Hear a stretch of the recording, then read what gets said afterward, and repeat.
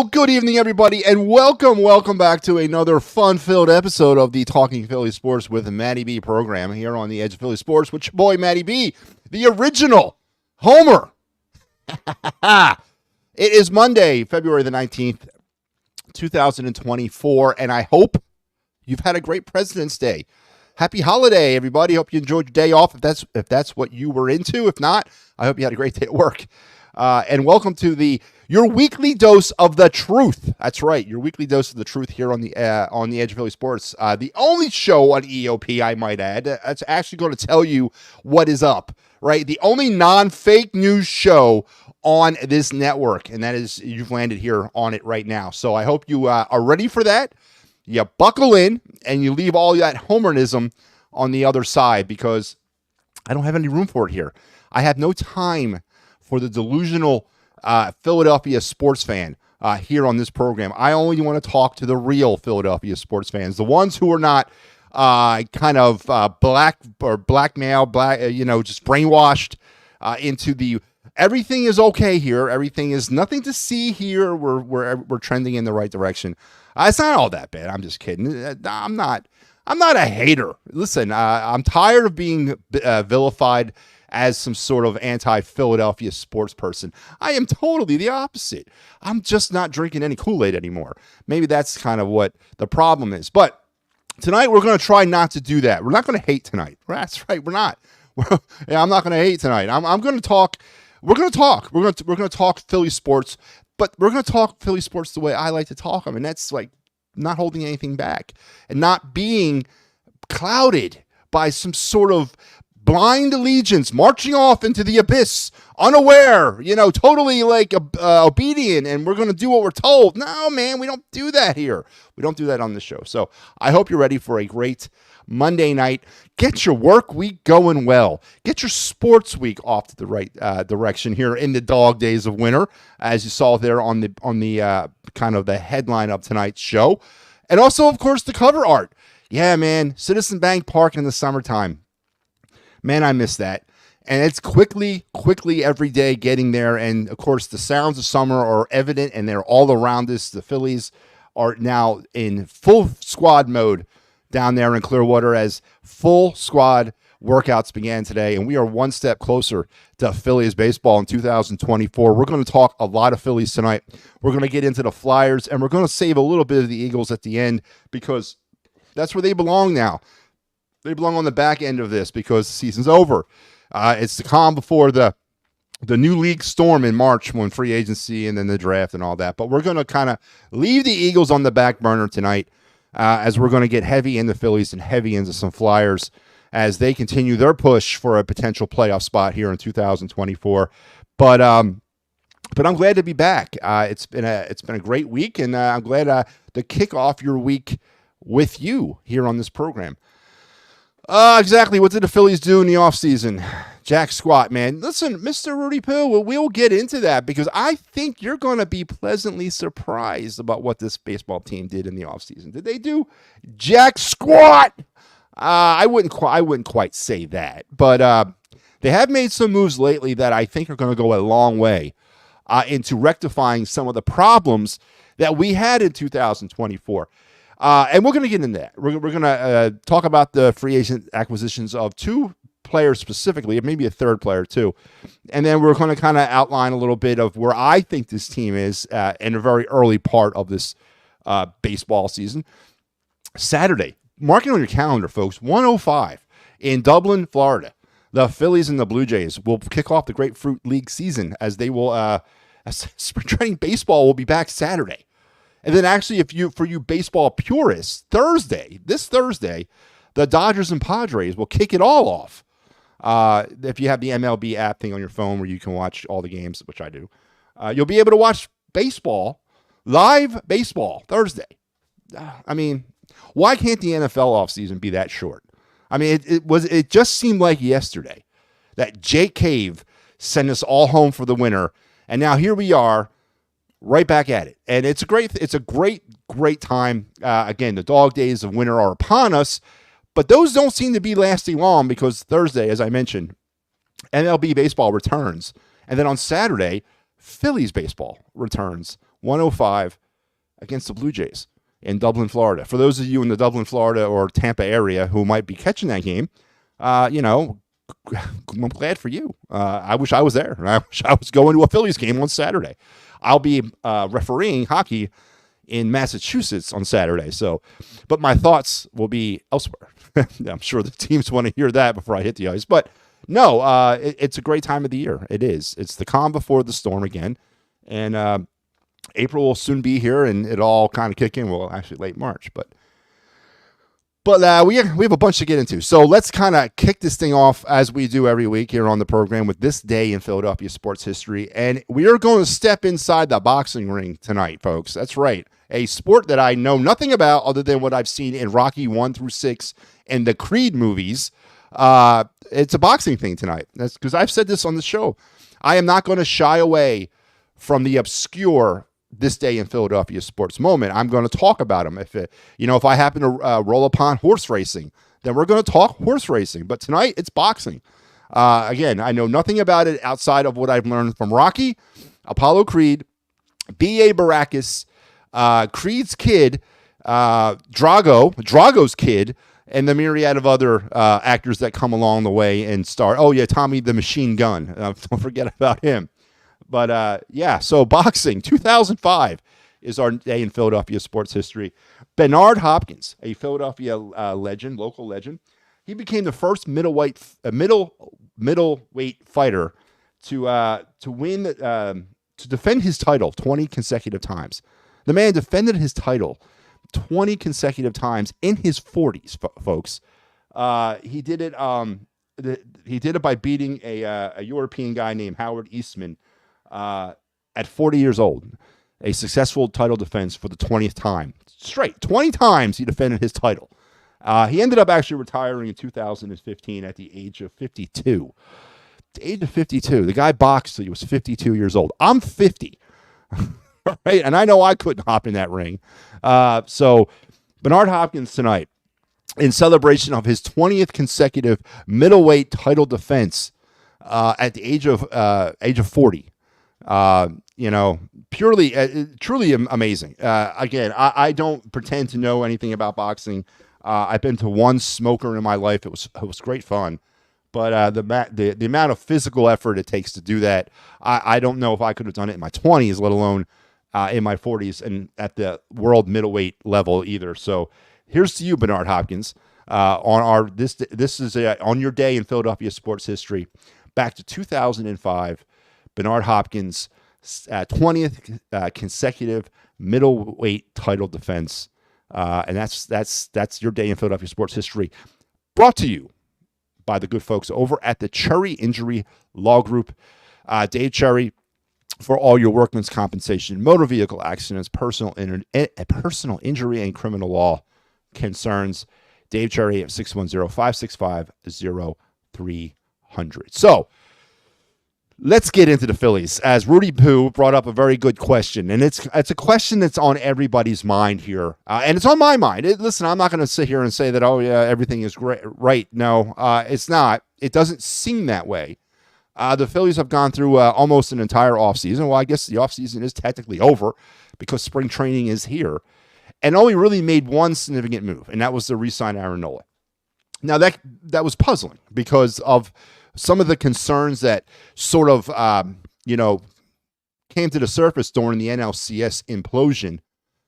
The lack of depth in the bullpen, the lack of situational hitting ability, the lack of a bench.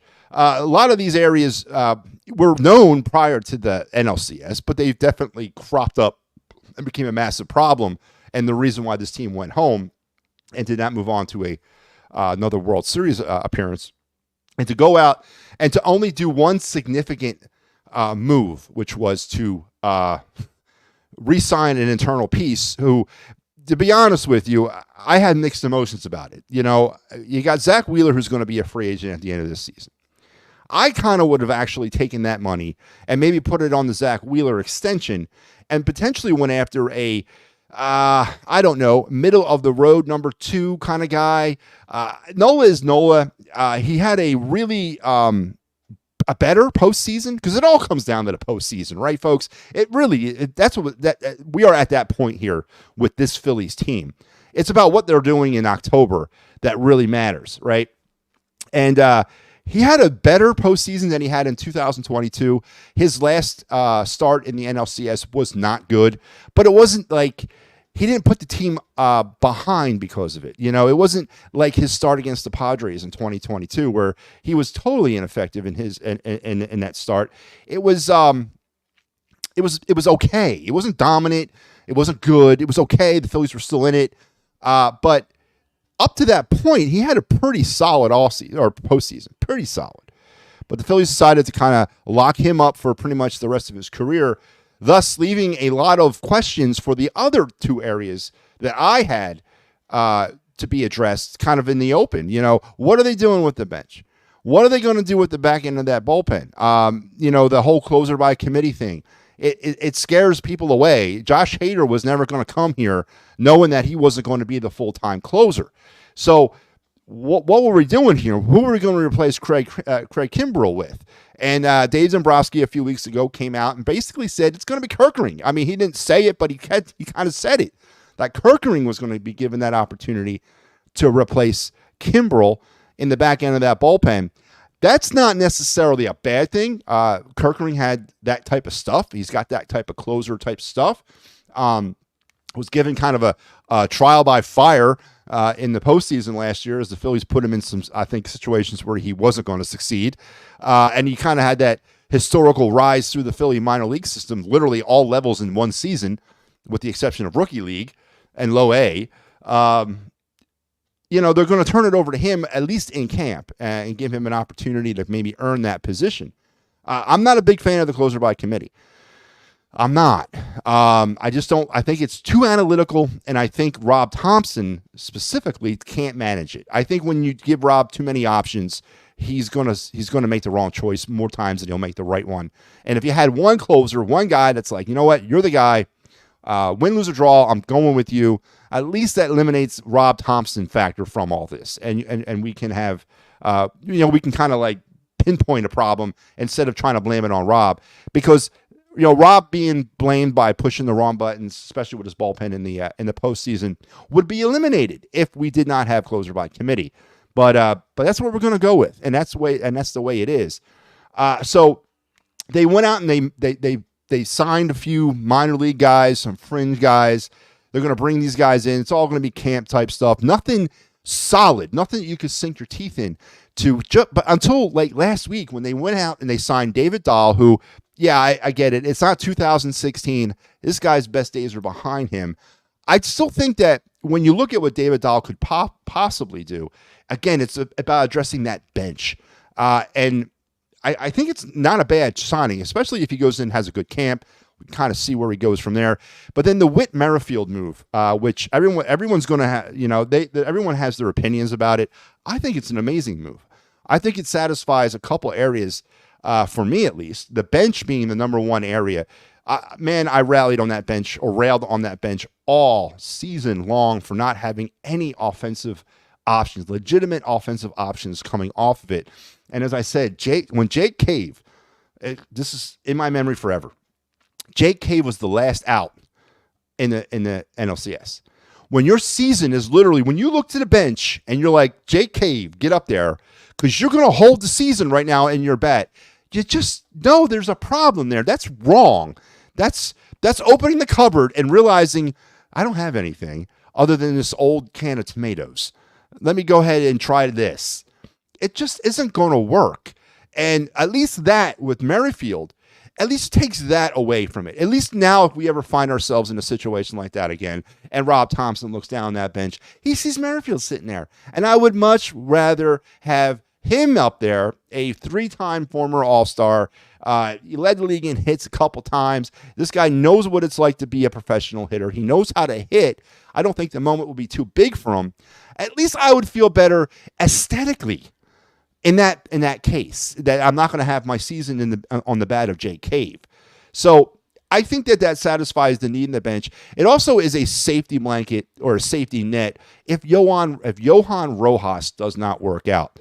And I honestly believe that the Phillies are going to give Rojas every opportunity to not work out this spring. I think it's a matter of his defense, which is at an elite level. He just has to learn how to hit better. And they're going to put him down in that number 9 hole in the lineup. And I think if he shows a smattering of ability to hit in the spring, and I mean just like that much, I think he'll get the starting center field job coming out of camp. I really do. But if something does not work out well, if something does happen there, Merrifield is there to be that safety net. He is there to be that left fielder. Shift Marsh to center, Merrifield to left. You got Castellanos in right, and there you go. Until they can find out another center fielder option. So I like the Merrifield move. I really do. If it would have happened in November, I would have been really on board with it. But I'm okay with it. I don't think it's as bad as a lot of other people might think. It's a depth move, and that's what we need, especially on that bench. We have nothing on the bench. I know it's not 1990. I know the days of the professional pinch hitter are over. I get that. But we had nothing. We had nothing on that bench. Garrett Stubbs, Armando Sosa, Jake Cave, and Christian Pache. What is that? That is collectively an offensive nightmare. There was no offensive answers on that bench. Now, in the world of the DH, you don't necessarily need all that. I understand that too. But in Game 7 of the NLCS, we sure as hell needed it, and it wasn't there. So I honestly think that this move, the Merrifield move, I'm really happy about it. I think it's going to satisfy that depth in the bench. It's another option in the outfield if Johan Rojas does not work out.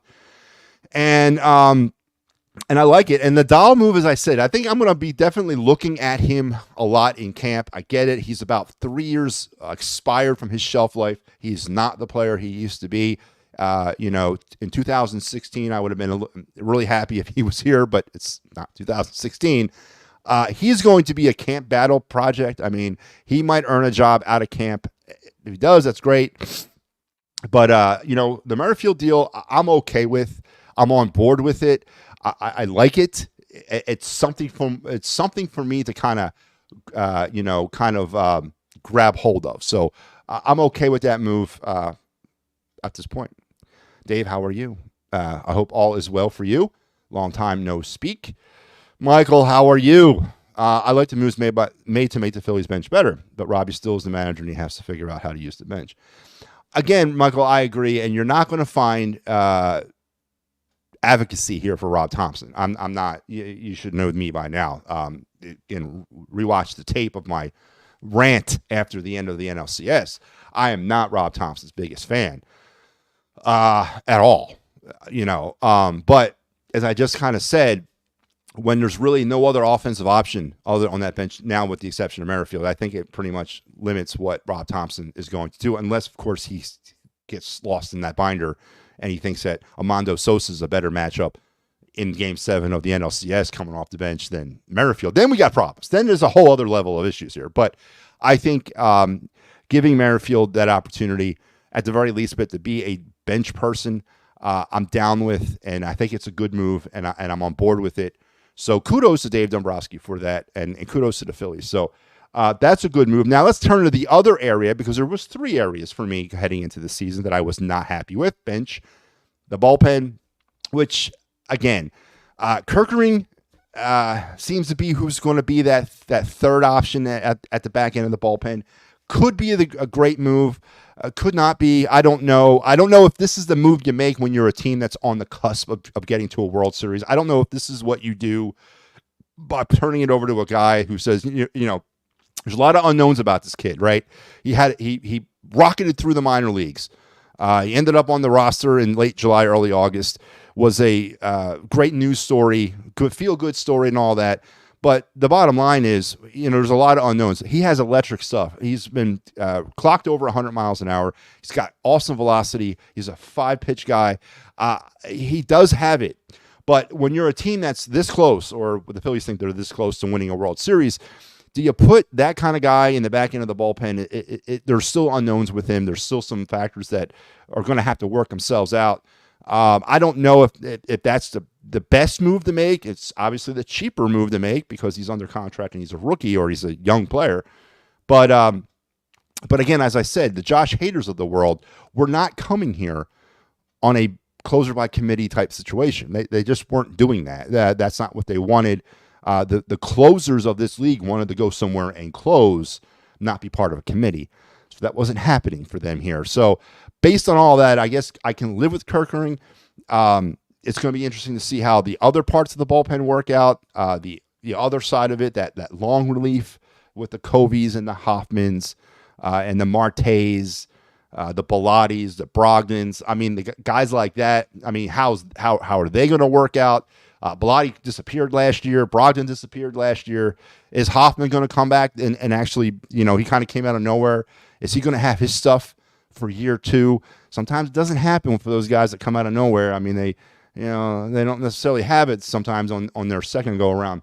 Dylan Covey. I mean, this guy was in a dumpster, and the Phillies found a way to kind of regulate it. Is he going to go back to that? I mean, there's a lot of unknowns on the other side of the bullpen, on the long relief side of it all. But as far as I don't know how much more the Phillies could do.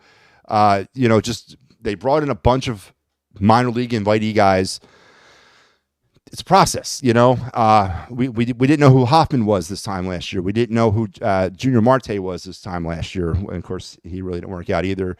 We didn't know who those guys were. We didn't know who Kerkering was this time last year. So those guys of this year are out there, and maybe they're cultivated this spring, but the bullpen still kind of remains a little bit of a question and something that we're going to definitely keep an eye on. But the other aspect, the third aspect of this team that I really thought was sus a little bit was starting rotation, even with the re-signing of Nola. I don't hate the five starters. I think Wheeler, Nola, Suarez, Walker, and Sanchez, I guess, are okay. I can live with it. They got us 90 wins last year. I can live with that. But what happens if somebody gets hurt? Who's behind them? They brought in Spencer Turnbull, who is a reclamation project, highly touted kid, just really never could get his feet under him in Detroit. Injury issues up and down. He's coming off Tommy John 2 years ago, so last season would have been his first year coming back from Tommy John. So maybe, this is a definite reach here for this guy, but he's obviously brought in here for a depth piece. Hopefully he's something, because I don't see anybody below the five that we have. Obviously, we've spent time on this program talking about Mick Abel, McGeary. What in the hell is going on with these two guys? Abel's entering his fifth year in the minor leagues. This will be year number 5 for him in the Philly minor league system. His 4th full season and his 5th overall since being drafted in 2020. What's going on there? He hasn't risen above Double-A. I'm sure that's not something we expected when we drafted him. 7th, 8th, and 15th pick? It was like top 10, wasn't it, back in 2020? So there's some concerns there. McGeary, who's maybe trending a little bit better than Abel is, who potentially may crack the rotation or the bullpen at least sometime this summer if injury dictates that, and that there's a need for him. He probably would be the next one up out of Lehigh. But there's a lot of unknown, after the 5, Turnbull, and he's kind of an unknown. So right now on paper, the 5 are good. The 5 are 90 wins. But we get an injury here and there. I don't know. I don't know who's next because our system right now is not – the fruit has not ripened on the tree yet for our starters. And Andrew Painter, obviously, was a huge, wrench in the works there. That obviously set the Phillies back a couple years. They were really, I think, banking a lot on Andrew Painter being a fixture in the rotation by this year. So on paper, the 5 are good. After that, though, I don't know. I don't see anything. I might be a little jaded. If somebody else can maybe enlighten me and maybe tell me if there's another player out there that I'm not thinking about. But I just don't see anything other than any of those 5, and that's concerning to me. The Phillies might be able to get Hader, but after knowing that Robbie doesn't use a closer, but by committee, I don't think the Phillies. That's my point, Michael. I don't think Josh Hader would come here in the first place because of that. He's not going to put himself into that position. He wants to be the guy, and the Phillies don't run that type of thing. So, yeah, this is the way it is. Hasn't worked out. Well, yeah, it hasn't. Well, it hasn't worked out because our manager, in a lot of cases, hasn't pulled the right or pressed the right buttons. Again, when you have a closer by committee, there's too much of an unknown factor here. It boils down to analytics, and I hate analytics. It boils down to who is the best matchup analytically with the situation that they're being brought into, and I hate that. It's another reason why I hate analytics, and it's another reason why I think analytics have really ruined the game, because it gives that opportunity. But you could eliminate all that by just having one closer, but the Phillies don't want to run that for some odd reason. The Phillies are going to need a closer, and now they're going to have to trade for one of the teams are going to want. Again, Michael, I think that's not true. I think the Phillies think they have 3 closers. I think they view Soto, Alvarado, and Kerkering as their closers. I don't think the Phillies look at it like they need a closer. They need a committee, and I think they got it. So I don't see the Phillies pulling the trigger for a closer. I don't. Under this regime, I do not. I think this is what they're going to go with, the committee, and it's just going to be what it is. So Phillies, it was always been bringing them minor league talent until they're older, which makes sense. I see the Braves on our teams bring up young talent and not wait. Yeah, listen, I get what you're saying, and there might be something to that. Maybe Mick Abel is better than what, I don't know, maybe the people that are developing are not seeing something. But, a guy who's been in the minors now for 5 years, and I'm using him as an example, of course, who has not risen above AA, I think there's something to that. I think there's more to that than there is to somebody holding him back. I think that that's a huge warning sign there, that the guy has not proven himself to be able to pitch above the AA level. I could see if he was mired in AAA for a couple of years, that he shot up the chain to AAA, and then he's been stuck down in Lehigh for 2 years, but he can't even get to Lehigh. So I get what you're saying, but I think in the Abel situation, I think there's more to the player issue than a developmental staff issue. As far as McGeary, he's had some injury issues that he's been dealing with, and I think that if he can figure that out, he's probably the first out of those 3, and I'll throw Painter in there as well. He's probably the first out of the 3 to make it to the Phillies if he can stay healthy. He's had some injury issues over the last couple seasons, but if we can see something out of that, I definitely think you might see McGeary in Philadelphia this year at some point this summer. So, they're running it back. We know that. That's not a mystery. That was put out back in November by basically everybody. They're going to come back with what they got. Are they better product than they were when they came off the field? I don't know. I don't know. Yes, no. It's hard to say at this point. You can look at a lot of things internally with the Phillies and say, well, they had the talent. They just were not able to, for whatever reason, the discipline at the plate, the hitting approach was wrong. I mean, you can look at that and maybe say that they're going to go a different route. The whole contact hitting, the whole paying more attention to being better with runners in scoring position, which, for 5 months I haven't had to say that word. And I'll be saying it a lot. If you guys are aware, I'm also part of the Fightins Final, and it's a huge part of my shtick throughout the baseball season is keeping an eye on the RSIP batting average of this baseball team, and it was dreadful this season, and it was dreadful in the postseason. Obviously, by hitting home runs is what their MO was, but we've seen that doesn't work on the biggest stage. You don't blow a 3-2 lead in the NLCS and still think that going up there and swinging for the fences is the right thing to do. So maybe it's more of an internal approach that they're going to take. It's more of a coaching. Listen, you have to start hitting.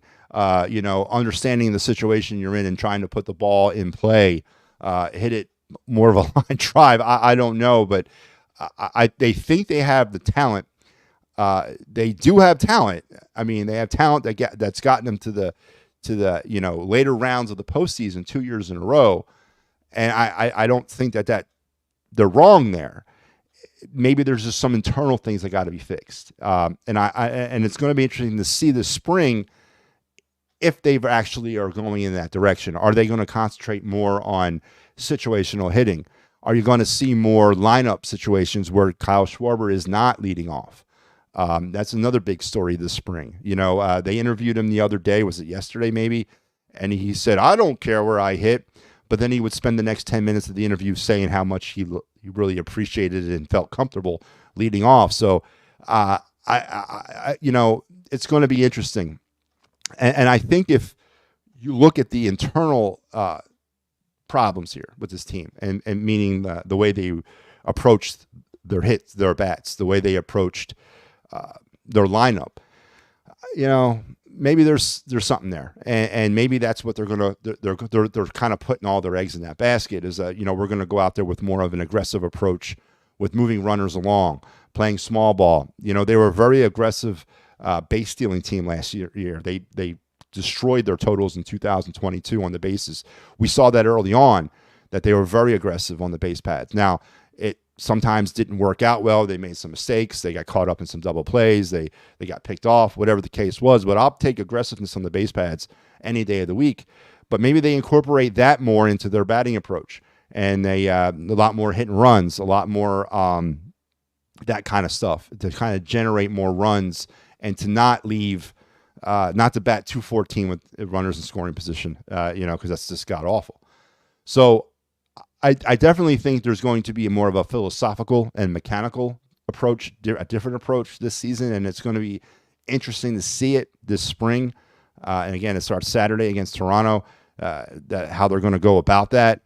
And I think that's what they're kind of banking on this season. And now, I don't know how that might make you feel, because now you're relying on Rob Thompson and his coaching staff to kind of figure this thing out. But, what were the options?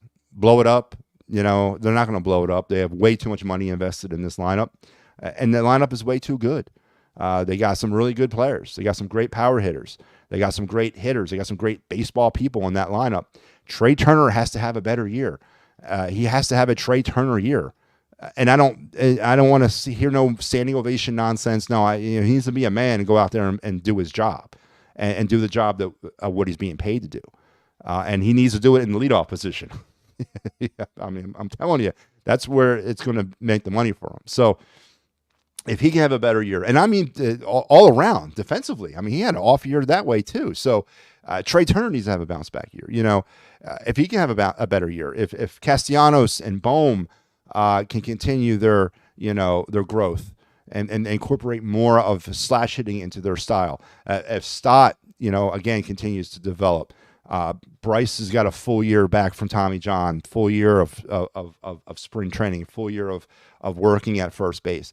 I mean, that's a very potent middle part of the lineup when you're looking at Harper, Schwarber, JT, and Castellanos at 4, 5, and 6. It's an extremely potent, or 3, 4, 5. Yeah, 3, 4, and 5. That's a very potent part of your middle of your lineup. If that can all work right and the other players around them do their job, I'm okay with running it back, and I'm okay with understanding that maybe it was a mechanical issue, that the reason why they didn't get to the World Series, but we're going to see. But it's a beautiful time of the year that we're there.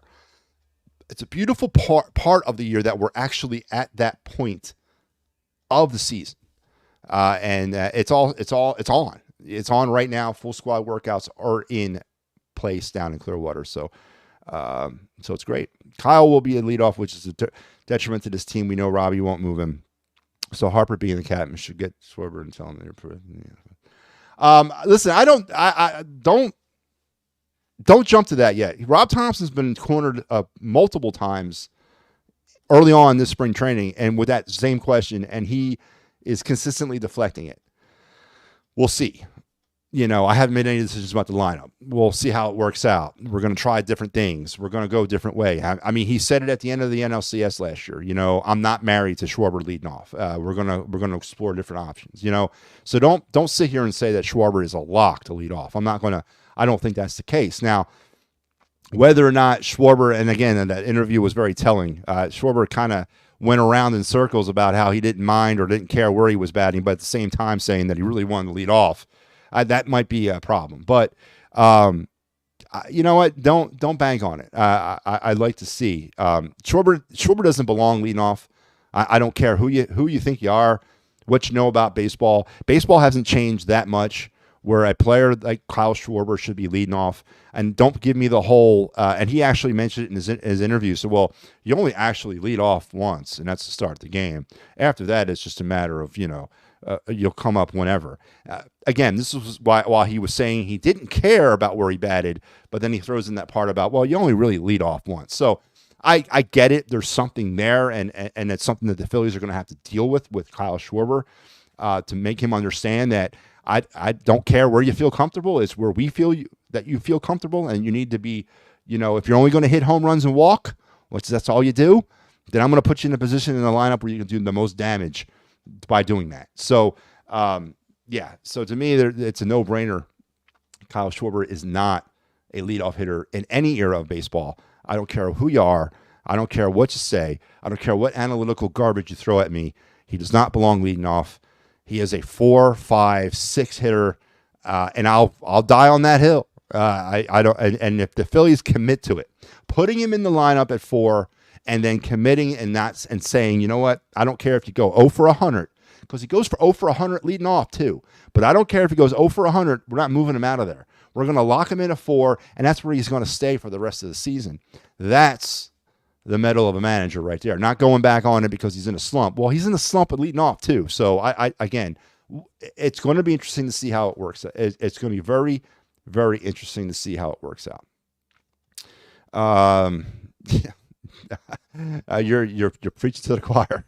Robbie said before last season, Schwarber wasn't unlocked either. No, but Schwarber did spend some time down there at that 4 hole last season, and then he was moved back to the 1, if you recall. I guess Schwarber was struggling, which again he struggles at 1. We'll see. I like to believe that that's not a lock. I like to believe that the Phillies would be more open to putting Schwarber where he would do the most damage to the lineup or to the opposing pitching staff than where Kyle Schwarber feels comfortable. I really don't care where Kyle Schwarber personally feels comfortable batting in the batting order. It's where I feel that he belongs in order to do the most damage for this team. And when he only hits home runs and walks, that's really all he does. I'm going to put him in a spot where he maximizes that, and that's in that middle of the lineup. I'm not talking about batting him 9th, for God's sakes. I'm talking about batting him 4th, a cleanup hitter. He's a prototypical cleanup hitter. But we'll see. But you're right. Good points. Some mental blocks that had to get kind of passed, right? But yeah, so the Phillies are at it. Full squad workouts. Whit Merrifield been added to the roster. David Dahl's been added to the roster. Spencer Turnbull's been added to the roster. And a boatload of Michael Rucker, boatload of minor league guys, all been kind of added. It's on now. It starts for real.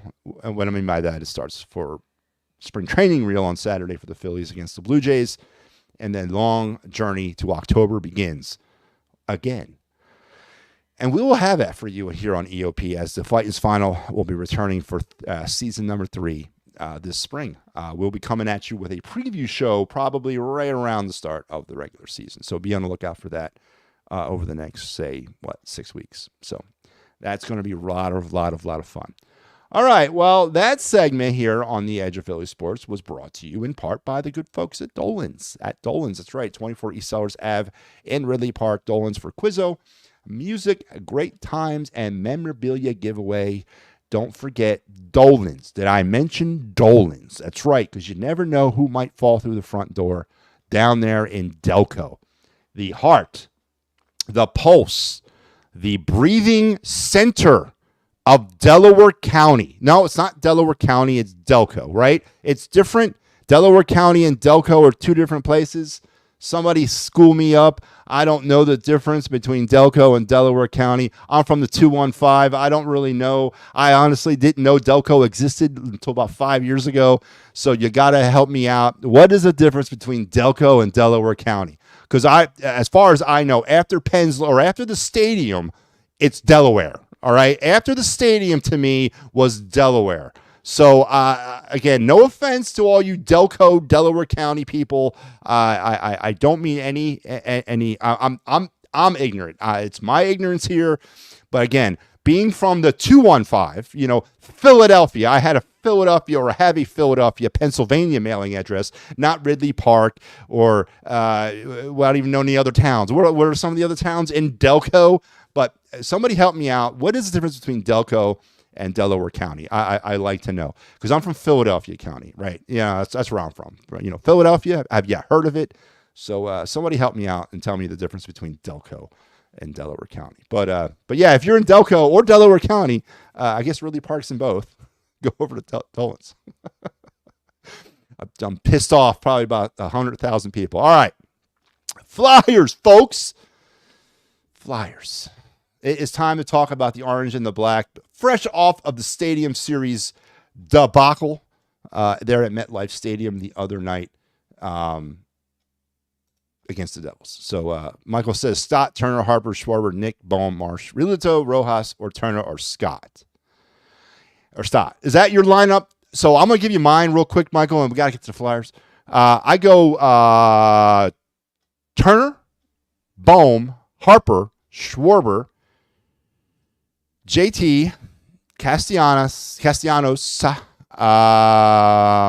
am I batting seventh? I guess Marsh 7, Stott 8, Rojas 9. That's my lineup. That's the one I want to go with. That's the one I go with on the show anyway. So I'm going to stick with that. I've won 5 straight World Series on the show with that lineup, so I'm going to keep with that. That's what I'm going with. Mike, what's up, man? Hope you're feeling better, bud. But yeah, the Flyers. But anyway, any one of those lineups would work for me. I think you can make a case for Turner leading off. You can make a case for Stott leading off. I think Bohm is a natural 2-hitter. I've always thought that. I think that's where he would be. So that's where I think Alec Bohm would thrive in that 2-hole, protecting Harper a little bit. I do. I think Bohm would thrive there. So I would go with that lineup, honestly. Yeah, that's my lineup. But just so Schwarber ain't leading off, and I'm okay with any other lineup, honestly. If you don't have Schwarber leading off, I think I can live with it. But the Flyers, all right. MetLife Stadium Series, the Jonas Brothers, all that horrible looking ice. Did you guys notice that? Was I the only one who saw the ice look real chippy and real just bad? I mean, I don't. Maybe it was the glare from the lights. I don't know, but it looked like slow, chippy, bad ice. I didn't like the way the ice looked, but I certainly didn't like the way the Flyers looked either. So going into this game, leading up to this point, John Tortorella was very adamant. I mean, he said it multiple times in multiple press conferences about how he really doesn't like this, without saying it, right? He didn't like the distractions. He didn't like the pomp and circumstance of the Stadium Series. I mean, he's going to tell you to your face that was a great event and all that, but he really felt that this was not something that his team needed to be dealing with at this particular moment in time. And I agree with him. And the way the Flyers went out there and performed, he was obvious. He knew what he was talking about, because the moment was too big for this team. Right from the very outset with the Hersher breakaway early in the game, they were playing way too aggressive. Their emotions were getting, they were probably feeding off that 79,000 people crowd, and they really kind of got away from their game. And all night long they were chasing it. All night long they were chasing the game. They were chasing bad plays. 6 penalties in total by the Flyers that night. Just a very undisciplined, emotional, let your emotions, I should say, get the best of you type of game for the Flyers. And it really told me a story about what this team is right now. And as we get closer to that March 8th deadline, that trading deadline here in the NHL, what you should expect from the Flyers going forward, or what I would like the Flyers to do going forward. Nothing, right? I don't want to do anything. If you can unload Risto, if you can unload that contract, and trade him somewhere for a couple of draft picks and a bag of pucks, then go for it because I want that contract away from the Flyers. If you can also unload Scott Lawton and his 12 goals a season and that contract, then go for it. But to be honest with you, I'm not looking to make any significant moves at all. I think what the Flyers are right now, to me, is a great start.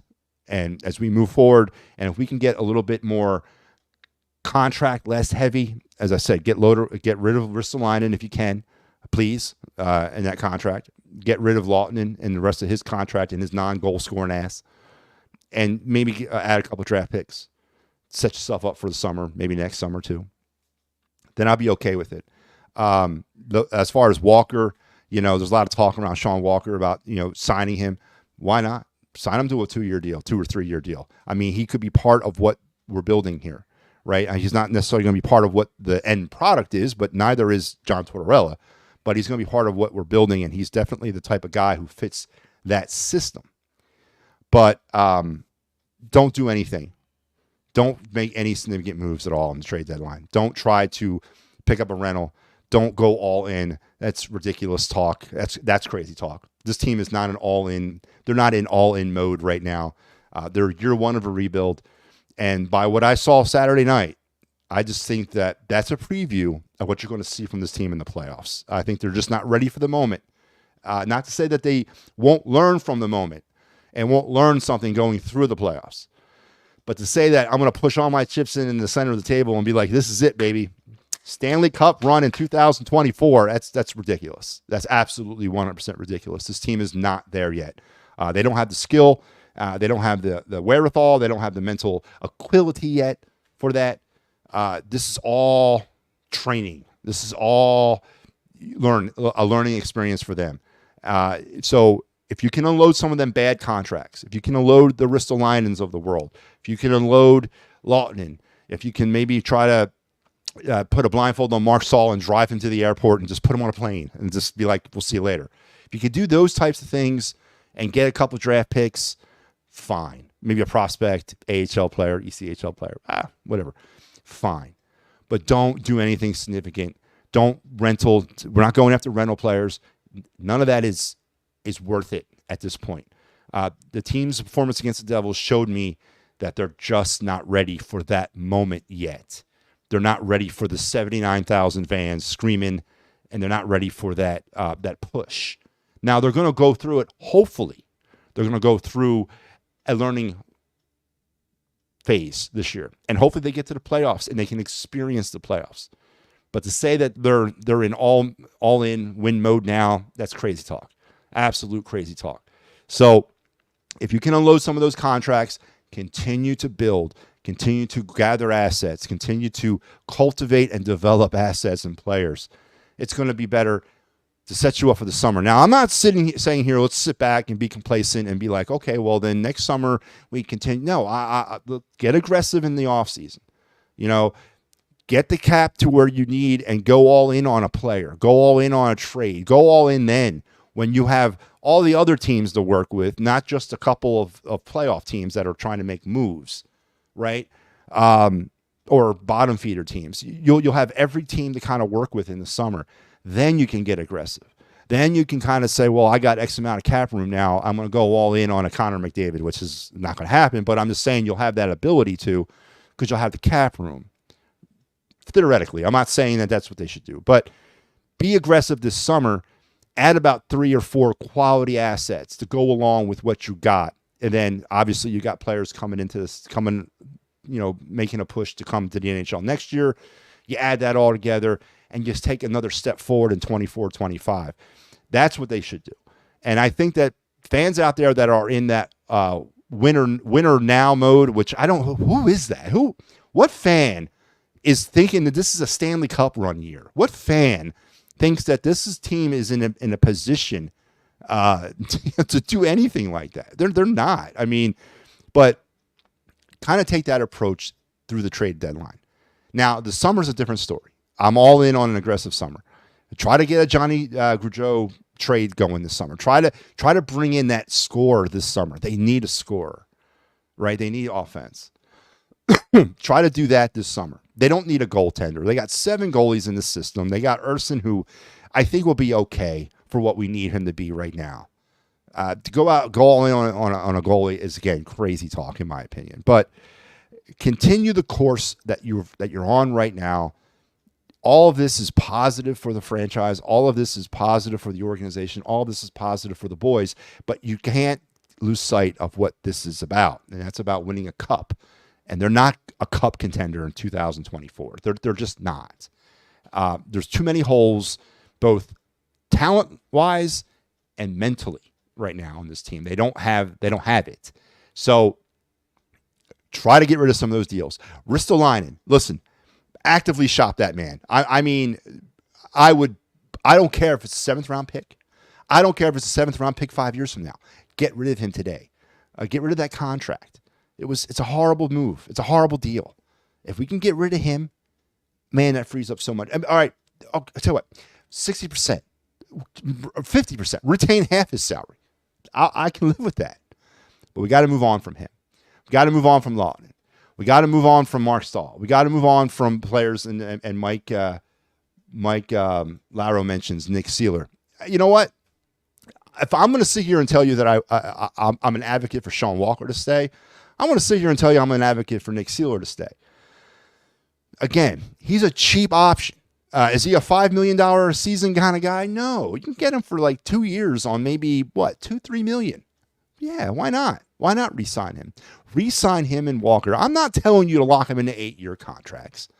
2 or 3 years. Continue their character presence on this team for those younger guys, the Mitchkoffs, the Bonks, the Berkeys, those kids that are going to start moving their way up to the Flyers here in the next couple seasons. Continue to have the presence of these guys on the team to teach these kids the right way. That's a positive. And that's what these players offer the Flyers. And they offer the type of character that John Tortorella wants. John Tortorella is only successful because of the type of players he has around him, and the Steelers and the Walkers are embodiments of those types of players. So why not? Why not sign him? I mean, he could serve a purpose. What are we trading Nick Seeler for? What's Nick Seeler going to get us in return? 3rd round pick? You know what I mean? Keep a hold of him. Keep hold of Walker. Keep hold of those character type guys. Those guys that are going to teach a young player. It's okay to block 170 shots in the season. It's okay to do that. We need those types of leaders on this team. So that's my thing. And that's where I'm at with the trade deadline. I know there's people out there who are just crazy right now about wanting the Flyers to go all in. And Mike Lardo, I think, saying Pat Bernard's one of them. Yeah, I know he is. I was trying to say it, Mike, without saying the man's name. Pat Bernard is delusional when it comes to the Flyers. Pat, I love you. You're a great dude. We come from the same hood. I understand that. But to think that the Flyers are in any position to make a cup run this year, I'm sorry, man. That's that's up there with the Howie Roseman thing with me, man. That's kind of out there, dude. And this is coming from me, Pat. This is coming from me, Matty B. All right, man. If I'm telling you to kind of pull back a little bit on that, you know it's serious. All right. So, but I get where your heart is, Pat. And Pat's point is very valid. He's tired of waiting. He's tired of the coulda beens, the woulda, coulda, shoulda. So he wants something. He wants it now, and I get it, and it's frustrating, and it's very frustrating, especially this year. This year might be the more frustrating year of recent Flyers hockey because they're there. They're scratching the surface. They're not down on the bottom. They're not sinking like a stone. They're fighting. They're clawing. They're showing glimmers of a hockey team, and we want to capitalize on that, and we want to ride that thing to the end. But unfortunately, in the NHL, that doesn't really work like that. Cinderella does show up in the NHL. In the most recent example of that is the St. Louis Blues of a few years ago. But even that team had bona fide goal scorers on it. The Flyers don't have that. And they had a young phenom goalie at the time. Flyers don't really have that either. So we don't really have the Cinderella recipe either. We have a good foundation, a good blueprint for some success to come in later years. And that's what we got to continue to work for. And I know, again, me saying this to be patient and not crucify a team for not winning championships sounds somewhat hypocritical, but when you come from the depths of the swamp, you got to start somewhere, and you're working your way up. So I hope the Flyers stay pat and they get rid of maybe 2 players, and those are just cost-cutting moves to kind of free up some salary cap. Yeah, maybe kind of recomp a couple draft picks in the process, but nothing significant. I don't want no rentals here. I don't want no pricey contracts, for 1 year or even 2 years. I don't want any of those guys. If we can make a move for Lawton and then attach Cam Atkinson to it, the better. The players that don't have a future here need to move, not players that have futures here. And we're not bringing people in, on expiring deals to help us push to the playoffs. Not going to do that. Can't upset the apple cart here. We got to push on. We've made great progress in 2023-24. We have. This team is back. This team is relevant again. It's one of the best stories in the NHL. And we're going to ride it out to the end. But what I saw Saturday night at MetLife Stadium was a preview of what I think we're going to see in the playoffs, is a team that just is not ready for that moment. They're just not there. And they're going to go through the experience and be better for it heading into the future of next season and beyond. But I definitely want them to be more aggressive this summer in trying to get pieces, right? Trying to add some scoring. That we need scoring. We definitely need scoring here. And they got to get creative with that. Mitchkov is still kind of like down the road. You really can't even see him at this point.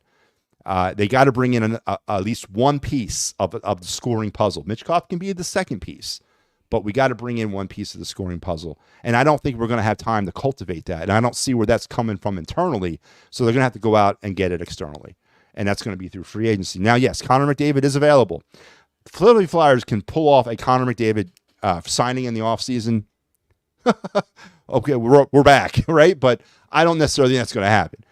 But if we can find the yang to Mitchkov's yin in free agency this year, I'm for that. But as far as the trade deadline goes, I'm never a big fan of NHL trade deadline moves anyway, because there's such a limited audience to work with. You're not getting the cream of the crop from teams you're trading with, especially if you're selling, right?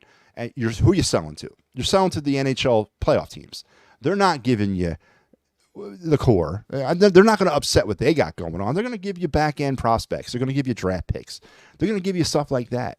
You're not getting anything in return from anybody to make a push. Now, if you're trying to buy, you're buying from the cellar dwellers. You're buying from the bottom feeders. You're buying from teams that are trying to acquire more and more draft assets and capital, right?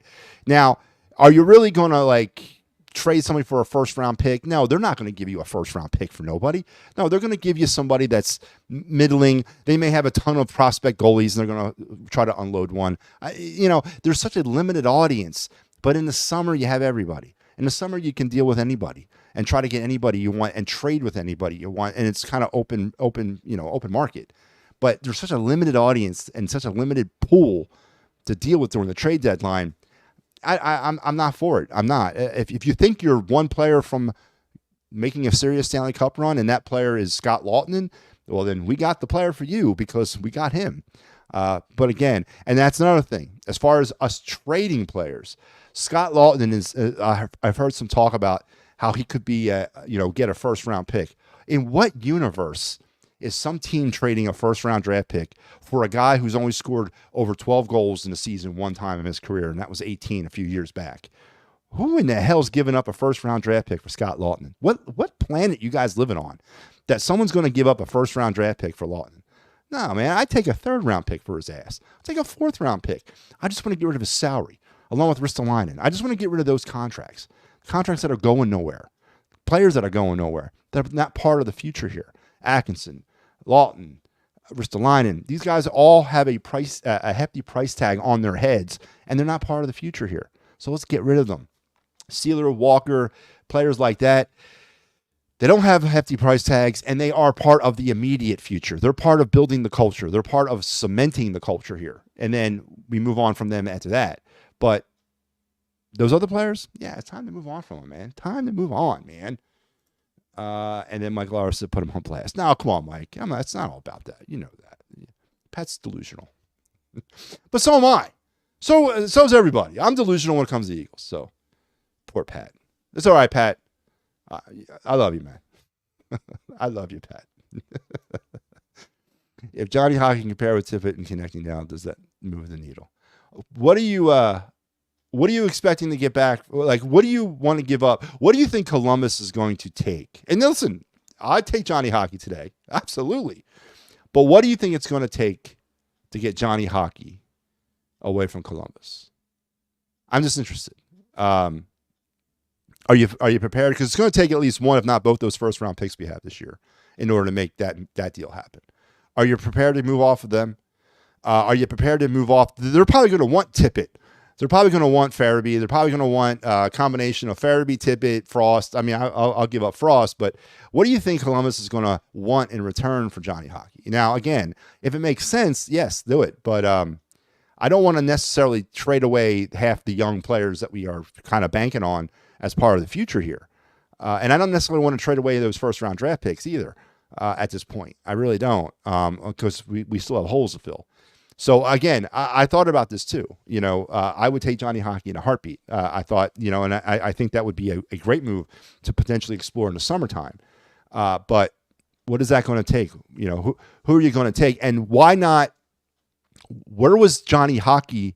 And if a trade with the Columbus Blue Jackets was imminent, or if Columbus wanted to move off of Johnny Hockey, then why wasn't Cutter Gauthier sent to Columbus for Johnny Hockey? Why wasn't that move made? I mean, that was the biggest asset we had.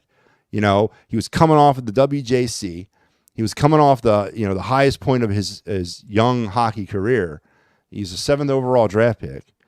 Why couldn't the Flyers have made that move then? If Johnny Hockey was so imminently being moved from Columbus, why isn't Johnny Hockey here and Cutter Gauthier in Columbus right now? I mean, think about that. And if the Flyers wanted Johnny Hockey, do you think that's probably the move they would have made? Because I mean, if you would have woke up that morning and said that Cutter Gauthier was sent to the Blue Jackets in return for, Johnny Hockey, this town would go crazy. But no, he was sent to Anaheim for Jamie Drysdale. And Jamie Drysdale and Cutter Gauthier are not, or Johnny Gaudreau are not really on the same level. So I'm just saying there might be something to that too. If Columbus was done with Johnny Hockey, or Johnny Hockey was done with Columbus, or if the Flyers even wanted Gaudreau, I think they would have made that move happen with the Cutter Gauthier thing, right? Instead of acquiring Drysdale. Think about it, right? I mean, he was the biggest asset we had. We could have moved, and he was an asset for the future, which Columbus needs. So why weren't they? And they could have dumped the price tag of Gaudreau off on the Flyers. Maybe even Flyers could have maneuvered 50% of the salary to stay with Columbus. But again, why wasn't that move made? If it was so intimate, and if Gaudreau was like that type of player that the Flyers really coveted. Because if he was, I think he'd be here for that. So I'm just saying. But you're right, because I was advocating for that move earlier this season. But after seeing Gauthier moved, and not for Johnny Hockey, it makes me think maybe that wasn't really, maybe one or both parties were not interested in making that move. So something to think about, Pat. And he's laughing. I think he's laughing at the other stuff. But all right. But anyway, Flyers are making their push. They'll be back at it on Wednesday night. And guess what? That's right. Here at the Edge of Philly Sports, we got you covered. And this is our Clear the Ice lineup for the week. Pat and Mike on Wednesday. Me and Al tentatively on Saturday. I don't think I'll be here. I was going to be here when I put this together, but I think I'm going to be in Massachusetts on Saturday now. So Al's going to have to go do a solo, or we'll figure something out. And then Mike and Austin on Sunday. We got the Blackhawks, the Rangers, and the Penguins, as it doesn't get any easier for the Flyers as they're pushing towards the end of the season. As I said, Pat and Mike will have you on Wednesday night against the Blackhawks. Al and to be determined for the Rangers on Saturday, and Austin and Mike for the Penguins. Why is Mike always on the Penguin games? Mike, why are you always on the Penguin games? Are you still listening? Tell me why. Tell me why you're always on the Penguin games. It's like the third time in a row. Why do I keep putting you on Penguins games? I want some Penguins. And why is that? But yeah, so before we pivot off the Flyers and wrap this up, we have to do our Flyer prospect breakdown, player of the week for this week. Of course, we've been doing this now for the last 3 weeks, where we take a Flyer prospect who's currently somewhere in the Flyer system, and we talk about him. And tonight is a familiar face. That's right. I was flabbergasted when I didn't even know this guy was still in the system, but he is. And he's still with the Flyers. So, Flyers system. He's not with the Flyers. He's actually in the KHL. No, it's not Michkov. But yeah, so our Flyer prospect player of the week is none other than Mikhail Vorobyov. It's right. That same Mikhail Vorobyov. The guy that was drafted by the Flyers in 2015 in the 4th round, pick 104, has spent 35 games playing for the Flyers throughout his career, went back to Russia in 2020 during the 2021 season, and has been currently playing in the 3rd best league in the world, that KHL, with SKA St. Petersburg. And so far this season, he is currently the 4th highest rated scoring Flyer prospect in the system. Out of 40 forward/defensemen, he is 4th in scoring out of Flyer prospects this year. 57 games played, 17 goals, 21 assists, 38 total points. He's got 36 total penalty minutes and a gaudy +28 for a stout SKA St. Petersburg team. They're like the Tampa Bay Lightning of the KHL. They're just a really good team, really good organization. Michkov was part of them before he was loaned to Sochi. But yeah, Mikhail Vorobyov, the 4th highest scoring Flyer prospect in the system, 2015 4th round draft pick, has spent 35 games with the Flyers. Now, obviously, he is not part of the Flyer future. What this guy is, what happens to him is probably more of a year-to-year type situation when it comes to the Flyers and him. But he's been with the Flyers since 2015. He hasn't left Flyer control since then. He's been with the team the entire time, or his rights have been with the team the entire time. And he is tearing it up currently in the KHL. As I said, the 4th highest scoring prospect this season for the Philadelphia Flyers. So there you have it. And again, his future is not necessarily going to end up. I think he's already had his opportunity here with the Flyers. I don't know if he'll ever get back here. It's just really a good news story. It actually is to me, because I remember him. You always kind of looked at him as kind of just almost there, but not quite there. And it's 35 games he's had with the Flyers throughout his career. And, he's really a pure European type hockey player, relies on skill and finesse, speed. He's got above average speed, but just really never caught on in the NHL. But he is still currently, and his rights are still currently owned by the Flyers. But there you have it. Your Flyer prospect player breakdown of the week, Mikhail Vorobyov of the SKA St. Petersburg. That's right. That same Mikhail Vorobyov, who's been with the Flyers since 2015 and has played 35 games with the Flyers in his career. So there you have it, your Flyer prospect player breakdown of the week. Next week, we get to the good one. That's right. Finally, the golden boy next week. So we'll talk about him next week. But that segment here on the Talking Philly Sports with Matty B program was brought to you by Sherry's Ticket Town.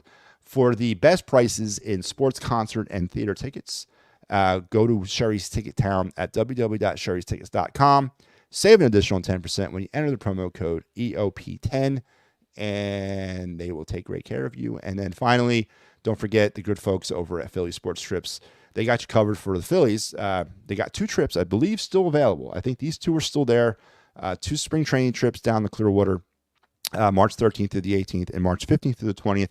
And one of those trips, I think it's the 15th through the 20th, has got a add-on to it. They're going to also get you to the Tampa Bay Lightning game. That's happening at that same time. So a huge type of thing going on. Head over to phillysportstrips.com or go visit them. I don't know that they have an office, but go over to phillysportstrips.com and check out that. Everything else they have to offer, of course, the Brazil thing for the Eagles this fall is already up there. So they got you covered. If you want to travel like the pros, Yeah, you travel with Philly Sports Trips. So, folks, that's going to wrap me up tonight. I want to thank you all for being a great audience and a great part of the show. I think we did not talk Eagles. That's right, and I'm going to leave it like that. I talked Eagles yesterday with the Birds Blast with Kyle Quinn. There's not really much more to say about it. I'm going to leave the Eagles lie where they be and kind of just move on from there. So this might be the first Talking Philly Sports with Matty B show in a long time that we did not even really bring up the Eagles. We brought them up a little bit, but we didn't really talk about them. It was Phillies and Flyers. That is pretty much the recipe for the rest. Well, pretty much it, right? Until October, September, August, around that time frame. So we've entered that phase. The dog days of winter are here. The dog days of winter sports. And yes, I did not talk about the Sixers. You know why I don't talk about the Sixers, but I talked about the other two. So I want to thank you guys for being part of the show tonight. It's always a great pleasure to have the opportunity to come and talk to you every week. Make sure you're checking out everything here on the Edge of Philly Sports. We got you covered this week. This is our lineup in a flash right now happening is Party on Broad. So I got to go. I'm already 11 minutes into their time. Doesn't really matter, but Party on Broad's happening right now. And then Chalk Talk or tomorrow. You got the rest of this stuff going on tomorrow, Wednesday. Got you covered all week long for everything Philly sports related. I want to thank our sponsors, Sherry's Tickets, the Cherry Injury Group, Dolan's in Delaware County, and Delco. Again, somebody please tell me the difference. And then, of course, who I forget, Sherry's Tickets, Dolan's, and Philly Sports Trips. So make sure you're checking out those great sponsors. And we will talk again next week. Have a great rest of your Philadelphia Sports Week, folks. As again, it's an honor and a privilege to always come talk with you. And what do they say? That's right. That is the news. And I'm out of here.